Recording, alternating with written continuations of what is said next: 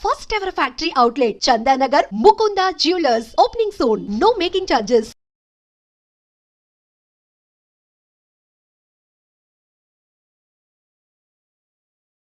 యదా యదా హి ధర్మస్య గ్లానిర్భవతి భారత అభ్యుత్థానమధర్మస్య తదాత్మానం సృజామ్యహం.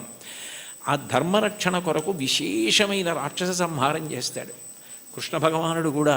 కన్నులు తెరవని కడుచిన్ని పాపడై దానవిచనుబాలు త్రావి చంపే, మూడవ నెల నాడు ముద్దుల కుర్రడై కోపించి శకటమ్ము కూలత్రోసే, ఏడాది కుర్రడై ఎగసి తృణావర్తు మెడపట్టుకొని చీరి బకునిచి చంపే అంటారు. అసలు కన్నులు తెరవడం మొదలు పెట్టనప్పటి నుంచి రాక్షస సంహారం చేశాడు కృష్ణుడు. రాముడు సరే సరి బండన భీముడాత్మజన బాంధవుడుజ్వల బాణతోణ కోదండ కళాప్రచండ భుజతాండవ కీర్తికి రామమూర్తికిన్ రెండవ సాటి దైవమికలీడనుచున్ గడకట్టి భీరికాడాండ డడాండ డాండ నిడలంబుల జండము నిండ మత్త వేదండము నెక్కి చాటెదను దాశరథి కరుణాపయోనిధి అంటారు గోపరాజు గారు. 14,000 మంది రాక్షసుల్ని కరదూషణాదుల్ని రాముడొక్కడే చంపాడు. మిగిలిన అవతారాలకి రామావతారానికి తేడా ఎక్కడంటే, సర్వసాధారణంగా ఎంత అందగాడైనా, ఎంత పుంసాం మోహన రూపాయ పుణ్య శ్లోకాయ మంగళం అయినా యుద్ధం చేసేటప్పుడు కాస్త కోపంగా ఉండి కళ్ళు ఎర్రపడతాయి. కానీ యుద్ధం చేస్తున్నప్పుడు రాముడు చాలా అందంగా ఉంటాడు. ఎప్పుడు బాణం తీస్తాడో, ఎప్పుడు సంధిస్తాడో, ఎప్పుడు విడిచిపెడతాడో తెలియదు. అందుకే మీరు రామాయణం జాగ్రత్తగా చదివితే అసలు ఎటువంటి రాముణ్ణి చూసి శూర్పణఖ మోహించిందంటే, యుద్ధం చేస్తున్న రాముణ్ణి చూసి మోహించింది. అబ్బాయి ఎంత అందంగా యుద్ధం చేస్తున్నాడని. అంతటి అందగాడు రాముడు, అంతమందిని చంపినవాడు. కానీ శ్రీవేంకటేశ్వరుడు రాక్షస సంహారం జోలికి వెళ్ళలేదు. నందక ఖడ్గం ఆయన దగ్గర ఉన్న ఆయన క్షమాగుణంతో ప్రవర్తిస్తాడు. ఎన్ని తప్పులు చేసిన వారైనా ఆయన దగ్గర కైమోడ్చి నిలబెడితే క్షమించడమే ప్రధాన లక్షణంగా ఉండి, పాపములకు ప్రాతినిధ్యంగా కేశఖండనం, కేశములను తీసి క్షమించి పంపిస్తాడు. అందుకే సృగ్భూషాంబరహీతీనాం సుషమావహమూర్తయే సర్వార్తిశమనాయాస్తు వెంకటేశాయ మంగళం దయామృత తరంగిణ్యాస్తరంగైరివ శీతలై అపాంగై సించతే విశ్వం వెంకటేశాయ మంగళం అంటారు. అంతటి దయామూర్తి. అటువంటి అవతారం ఇత పూర్వం రాలేదు. ఎన్ని పాపములున్నా సంహరించడం అన్నది చెయ్యడు. ఆ పాపరూపమైనట్టి ధనము కొండపైకి రప్పించి నిస్పృహుండనగుచు అంటాడు. తరిగొండ వెంగమాంబ గారు మహాతల్లి వెంకటాచల మహాత్మ్యముని కావ్యం చేసింది. అందులో పాపాన్ని ద్రవ్యం మీదకి ఆవాహన చేసి తెప్పించి హుండీలో వేయించి క్షమాభిక్ష పెట్టి ఆ ద్రవ్యాన్ని నిస్పృహుడై సామాజిక కార్యక్రమాలకు ఇచ్చేస్తుంటాడు. అటువంటి వెంకటేశ్వరుడున్నాడే, ఆయన ఈ అవతారంలో వరములను కుప్పించడమే ప్రధాన లక్ష్యంగా కలిగినవాడు. నాకున్న పెద్ద భయం ఏమిటంటే, నాకు ఇటువంటివి చెప్పేటప్పుడు ఏ పల్లవి దగ్గరో గంట అయిపోతుంది. అందుకని నాకు చాలా భయం. ఒరే, ఇంకా వెనక 3 కీర్తనలు ఉన్నాయి, ఒళ్ళు దగ్గర పెట్టుకో, తగ్గించు తగ్గించు తగ్గించు అని నాకు నేను పరాకు చెప్పుకొని మాట్లాడుతూ ఉంటాను. కాబట్టి కొండలలో నెలకొన్న కోనేటి రాయడువాడు కొండలంత వరములు గుప్పెడువాడు. అయితే ఈ మాట అన్నప్పుడు అన్నమాచార్యుల వారు ఆయన యొక్క అనుగ్రహ వైభవాన్ని 3 రకాలుగా ప్రతిపాదన చేశారు. ఆయన భక్తుల్ని అనుగ్రహించడం అన్నది ఏదో తపస్సు చేస్తే నీకేం వరం కావాలి అని అడిగి వాళ్ళకి ఆ వరం ఇవ్వడం కాదు. అసలు అవతల వారు అడగనటువంటి వరాలు, అవతల వారి యొక్క భక్తిని బట్టి ఎంత వశపడిపోతాడు అన్నదానికి పరమాద్భుతమైనటువంటి ఉదాహరణలు కొన్ని చెప్పారు. అందులో మొదటి చరణంలో కురువరతి నంబి, అంతే కదమ్మా, కుండలు చేసిన ఎట్టి కొండలు. ఇందులో మొట్టమొదట ఈ అక్కర్ల నాకు ఉదాహరణ చెప్తే చాలు. కుండలు చేసేటటువంటి కుమ్మరిదాసుడైన కురవరతి నంబి, కుండలు చేసేటటువంటి ఒక కుమ్మరి వృత్తిలో ఉన్నటువంటి వ్యక్తిని ఆయన ఎంత అనుగ్రహించారన్నది ఉదాహరణగా చెప్తున్నారు. తొండమాన్ చక్రవర్తి వెంకటేశ్వరుడికి ఆనందనిలయ విమాన నిర్మాణం చేసిన తర్వాత ప్రతిరోజు బంగారు తులసీ దళాలతో పూజ చేసేవాడు. అసలు వెంకటేశ్వర స్వామి ఈ లోకంలో ఆవిర్భవించినప్పుడు మొట్టమొదట చెప్పిన మాట ఏకీన తులసి మాత్ర దళీనాపి నరోత్తమ పూజయేద్ భక్తిభావేన తంరక్షామితి మత్పణః. నాకు భక్తితో ఒక్క తులసి దళం ఇస్తే చాలు, అన్యథా నేను ఇంకేం కోరను. నేను కోరుకునేది నేను చెప్పినట్టు బ్రతకడం. ధర్మం అన్న మాటకు అర్థం ఏమిటంటే ఆయన చెప్పినట్టు బ్రతకడమే ధర్మం. దానికి ఫలితం ఏమిటంటే ఆయన సంతోషిస్తాడు. ఆయన సంతోషం కన్నా నాకు ఇంకేం అక్కర్లేదు. ఆయన సంతోషం కోసం నేను ధార్మికంగా బ్రతికితే నాకు చాలు అన్నవాడెవరో వాడు ధర్మాత్ముడు.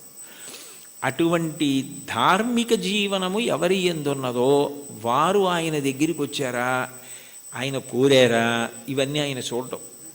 దానికి ప్రబల ఉదాహరణ ఏమిటంటే తొండమాన్ చక్రవర్తి బంగారు తులసి దళాలు పూజ చేస్తే తీసేసి పాదాల మించి ఆ భీముడు అన్న ఆ కుమ్మరి ఆయన ప్రతిరోజు కొండలు చేయడం పెట్టగానే అసలు దాన్ని వెంకటాచల మహాత్యంలో ఎంత గొప్పగా వర్ణిస్తారు. బంకమన్నుతో దళాలు చేసి కొయ్య వెంకటేశ్వరుడి పాదాల మీద సమర్పణం చేసి మొదలెట్టేవాడు ఆయన. ఆయన వరకు ఆయనకి అది కొయ్య బొమ్మ కాదు, అది వెంకటేశ్వరుడు. అలా నమ్మి చేశాడు ఆయన. రోజు ఆ దళాలు ఉండేవి, మట్టి దళాలు. బంగారు దళాలు పక్కకు పోయేవి. తొండమాన్ చక్రవర్తి చూసి చాలా ఆశ్చర్యపోయాడు, ఇదేమిటి నేను బంగారు దళాలతో చేస్తే మట్టి దళాలు ఉంటాయి ఏమిటని. అప్పుడు వెంకటేశ్వరుడు మాట్లాడాడు, ఆయననే అడిగాడు. అడిగితే ఆయన అన్నాడు, ఇవన్నీ నాకు అక్కర్లేదు, ఈ పటాటోపం నాకెందుకు, ఆ బంగారం నేను సృష్టించింది, నేను ఇవ్వనిది నేను సృష్టించనిది ఎక్కడా ఉండదు. నాకు కావలసినది భక్తి, అది నిండుగా ఉన్నది భీముడి దగ్గర ఉంది. అందుకని నేను ఆయన మట్టితో చేసిన ఆ బంకమన్ను తులసి దళాలు తీసుకుంటూ ఉంటాను. ఆయన ఎక్కడ ఉంటాడు అంటే ఏదో కొంత దూరంలో ఉన్నాడంటే అక్కడికి వెళ్ళాడు తొండమాన్ చక్రవర్తి. ఆయన వెళ్ళేసరికి వెంకటేశ్వరుడు కూడా వచ్చాడు. ఆయన నాకేముంది నేనేం పెట్టగలను లేదు, తనకేముందో అది వెండి పళ్ళాలు బంగారు పళ్ళాల్లో పెట్టలేడు. కాబట్టి ఆయన చేస్తున్న కుండల్లో కొత్త కుండ పగలగొట్టి ఆ కుండ పెంకులో ఆయన తినే సంకటి పెట్టాడు. పరమప్రీతిగా తిన్నాడు వెంకటేశ్వరుడు. ఆయనకి ఏం కావాలి, ఆయనకి కావలసింది భక్తి. భక్తి కల్గు కూడు పట్టెడైనను చాలు, దళమైన పుష్పమైనను. చివరికి సలిలమైన బాయని భక్తిని కొలచిన జనులర్పించిన ఎలమిన్ రుచిరాన్నముగను ఏనుభుజింతున్నంటాడు కుచేలోపాఖ్యానంలో. భక్తితో పెట్టినది ఆయనకు కావాలి, అది ఆయన తిన్నాడు. తిని ఒక వరం ఇచ్చాడు. అసలు నిజానికి ఆ వరం ఆయన అడగలేదు భీముడు. ఆయన మీరు రండి నా దగ్గరికి అడగలేదు, ఆయనే వెళ్ళాడు. వెళ్ళి ఇక పైన నా అవతారం భూమి మీద ఉన్నంతకాలము కూడా నేను తీసుకునే మహానైవేద్యం కుండ పెంకులో ఉంటుంది. అందుకని ఓడు ప్రసాదం అని ఇప్పటికీ కూడా ఆనందనిలయ విమానం లోపల కొత్త కుండ పెంకులోనే ఆయనకి నైవేద్యం అవుతుంది అని అంటారు. అంటే అడగకుండానే అంత గొప్ప వరాన్ని ఊహించడం కూడా నీకు సాధ్యం కాదు. రెండవ చరణంలో తిరుకచ్చి నంబి గురించి చెప్తున్నారు. కాంచీపురంలో తిరుకచ్చి నంబి అని బాగా స్వామివారికి ఆంత్యవాసిత్వం చేసేవాడైన. ఎంత భక్తుడంటే ఇంచుమించు అర్జునుడిలా సఖ్యభక్తి గెలిపాడు ఆయన. ఉదయం బాలభోగం అంటారు కదా, ప్రాతకాల నైవేద్యం అయిపోయిన తర్వాత అందరు వెళ్ళిపోయేవారు. వరదరాజస్వామి కాంచీపురంలోని ఉండబోయ్ అని తిరుకొచ్చి నంబిని కూర్చోబెట్టుకుని లౌకిక విషయాల దగ్గర మొదలుపెట్టేవారు. కాంచీపురంలో ఆ వీధిలో ఆ ఇంట్లో ఏం జరిగింది, ఇక్కడ ఏం జరిగింది, ఖాళీ ఉన్నప్పుడు మనం ఎలా మాట్లాడుకుంటామో అలా మాట్లాడుకోవడం మొదలుపెట్టి తర్వాత శాస్త్ర చర్చ, వేదాంత ప్రవచనం ఇవన్నీ చేస్తూ ఉండేవారు. ఇద్దరు మాట్లాడుకుంటూ ఉండేవారు. మహానైవేద్యం వరకు ఉండి ఆయన అలా పడుకుంటే ఈయన విసినికర్ర పెట్టి విసురుతూ ఉండేవాడు. ఎప్పుడు చూడండి కంచి గరుడ సేవ అంటారు, అలా ఆయనకి ఎప్పుడు విసినికర్ర పట్టి విసురుతూ ఆయనతో మాట్లాడుతూ ఉండేవాడు. మహానైవేద్యం తర్వాత నేను కాసేపు విశ్రాంతి తీసుకుంటానంటే ఆయన పాపం ఇంటికి వెళ్ళిపోయేవాడు. తిరిగొచ్చినవి వెళ్ళిపోయి భోజనం చేసి మళ్ళీ సాయంకాలం స్వామివారి ఆరాధన ప్రారంభానికి వచ్చి మళ్ళీ విసురుతూ ఉండేవాడు ఏకాంత సేవ వరకు. అలా చాలా కాలం గడిచిపోయింది. వీళ్ళిద్దరూ మాట్లాడుకుంటారన్న విషయం కూడా లోకంలో ప్రచారం అయిపోయింది. ఒక రోజున మధ్యాహ్న కాలం ఇంకా దగ్గర పడిపోతుంది, ఇంకా మహానైవేద్యానికి వచ్చేస్తారు. నేను వెళ్ళి మళ్ళీ సాయంకాలం వస్తాను స్వామి అని చెప్పి ఈ తిరుకచ్చి నంబి గుడిలోంచి బయటకు వస్తున్నాడు. బ్రహ్మాండమైన వర్షం.